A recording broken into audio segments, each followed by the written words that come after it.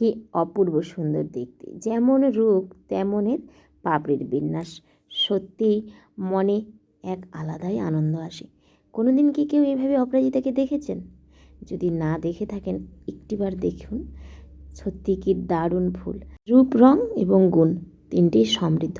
কে বলে রূপ থাকলে গুণ থাকে না? তাহলে এই অপরাজিতা, এর তো যেমন রূপ রয়েছে তেমনের গুণও রয়েছে। আমরা অপরাজিতার চা হিসেবে কেন খাই বলুন তো?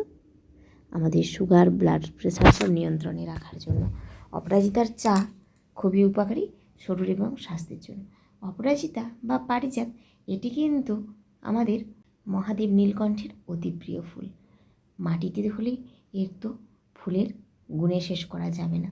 আর যদি টবে লাগান তাও কিন্তু খুব ভালো গাছ হয় এবং তাতে প্রচুর প্রচুর ফুল ফোটে।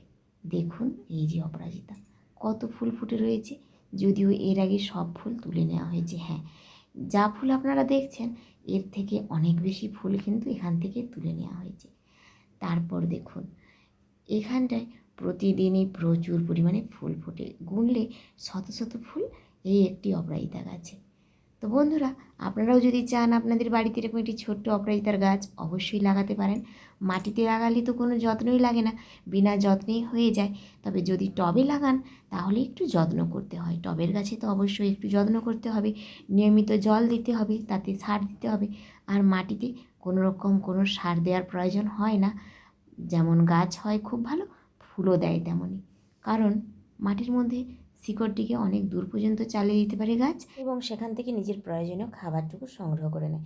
কিন্তু টবের মধ্যে খুব কম জায়গা থাকার দরুন গাছ সেভাবে শিকড় বৃদ্ধি করতে পারে না এবং সেই টবের মধ্যে থেকেই খাবারটুকু সংগ্রহ করতে হয়। তাই টবে যত্ন নেওয়া প্রয়োজন। টবে ভালো খাবারও দেওয়া দরকার। সময় মতো খোল, সার, জৈব সার, সবজির পচা এগুলো দিতেই হয়। না দিলে গাছ কিন্তু ভালো হয় না। মাটিতে বিনা যত্নে পড়ে পড়েই কিন্তু সুন্দর গাছ হয়ে যায়, যা টবে করা সম্ভব না। এখানে জলও দিতে হয় না।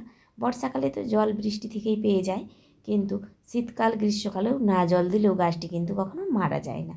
কারণ ওই যে মাটির মধ্যে শিকড়গুলো থাকে।